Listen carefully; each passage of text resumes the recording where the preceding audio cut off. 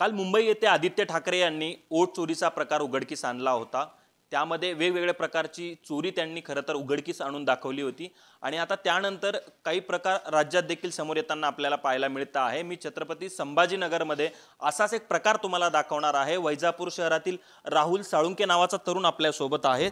त्याच्याकडे ही मतदार यादी आहे आणि त्याचं या वैजापूर शहरातील प्रभाग क्रमांक 7 मध्ये खरं तर त्याचं मतदान आहे आणि हे त्याचं 869 ला साळुंके राहुल कैलास हे त्याचं मतदान आहे। हा त्याचा खरा फोटो आहे आणि त्याच यादीमध्ये एक बनावट नाव या ठिकाणी समोर आल्याचं आपल्याला पाहायला मिळतंय। या ठिकाणी आपण बघू शकतो की 592 नंबरला शेलार विमल मच्छिंद्र नाव आहे, महिलेचं नाव आहे, लिंग मात्र पुरुष दाखवण्यात आलेला आहे आणि फोटो देखील पुरुषाचा आहे। या सगळ्या संदर्भात नेमकं ही बाब त्याच्या कशा निदर्शनास आणि त्याला कधी हे लक्षात आलं हे जाणून घेण्यासाठी स्वतः राहुल आपल्या सोबत आहे। दादा, कसा प्रकार घडला आणि तुझ्या कधी निदर्शनास आला? मला मागील 4-5 महिन्यापूर्वी हा प्रकार लक्षात आला तर मी सहज माहिती घेतली का माझा हा फोटोचा कोणी दुसरा वापर करतोय काय। पण माझा मी एक मागील निवडणुकीत झाले 4 निवडणुकात मी मतदान करतोय, मी एकच वोटरचा वापर करतोय। तर आता हे सध्या मला लक्षात आलं का माझा कोणीतरी फोटोचा वापर करतोय। आता तर या फोटोचा वापर कशामुळे होतोय, कुठं होतोय हे काय मला लक्षात येत नाही।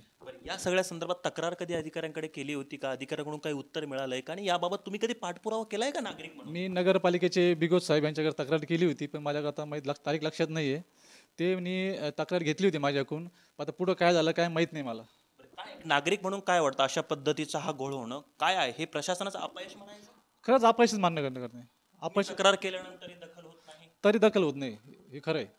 आता काय तुम्ही तक्रार करणार आहे? आता परत तक्रार करणार, 1 डिसेंबर तक्रार करणार मी परत।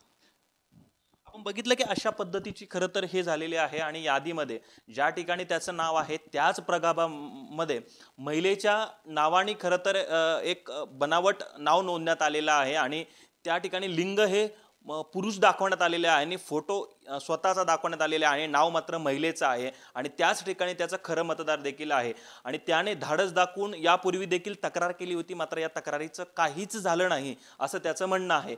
त्याबाबत आता त्यामुळे प्रशासन यावरती काय ठोस पावले उचलतं, काय कारवाई करतं आणि यातून काय सत्यबाब समोर येते हे देखील पाहणं महत्त्वाचं असणार आहे। माझा सहकारी माऊली पवारसह मी नितीन थोरात, पुढारी न्यूज, छत्रपती संभाजीनगर।